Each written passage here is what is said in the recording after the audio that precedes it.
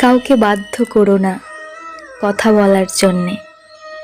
তুমি চুপ থাকো আর বুঝিয়ে দিও তাদের ছাড়া তুমিও ভালো থাকতে পারো।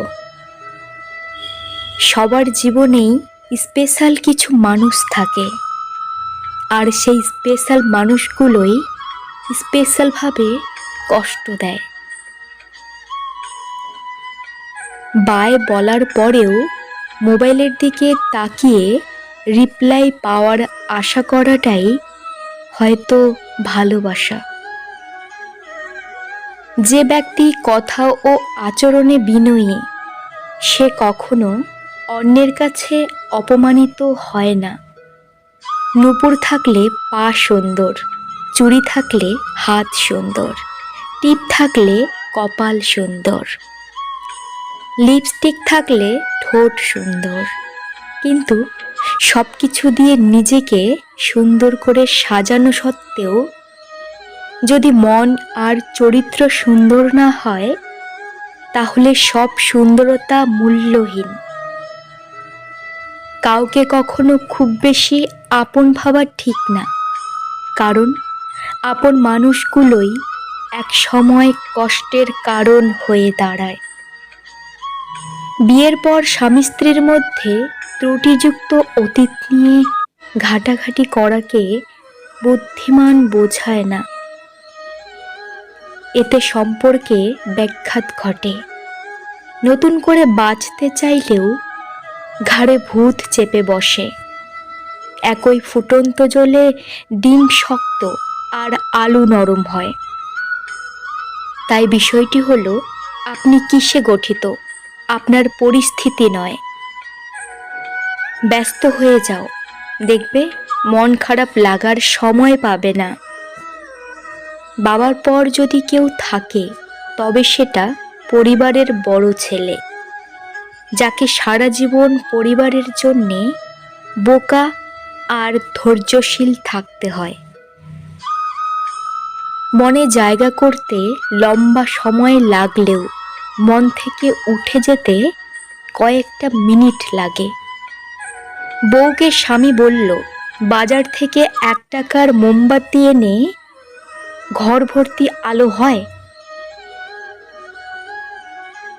তেমনি প্রিয় মানুষের একটা ভালো কথা মন ভালো করে দেয়। পৃথিবীতে পারফেক্ট জুটি হচ্ছে স্যান্ডেল, একটা ছিঁড়ে গেলে অন্যটা অচল হয়ে যায়।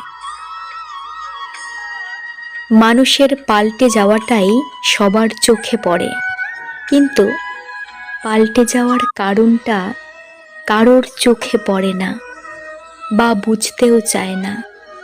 সময় চলে যায়, আমারই সময় চলে যায়।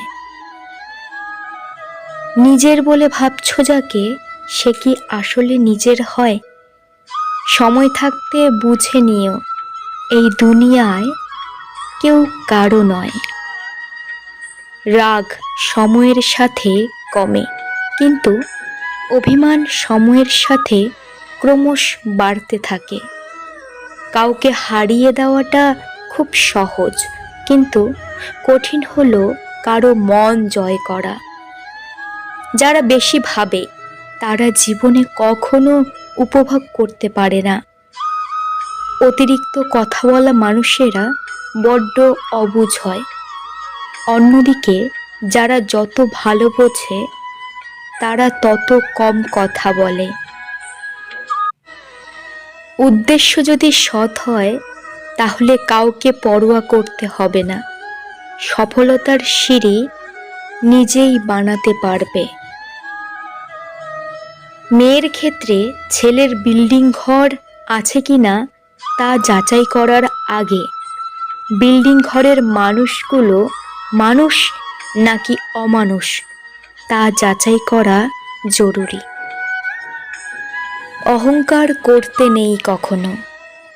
ভগবান মানুষকে দিয়েও পরীক্ষা করেন, আবার কেড়ে নিয়েও পরীক্ষা করেন। সম্পর্ক, ভালোবাসা, বন্ধুত্ব সব জায়গাতেই পাওয়া যায়, তবে এগুলো সেখানে টিকে থাকে যেখানে এগুলো মর্যাদা পায়।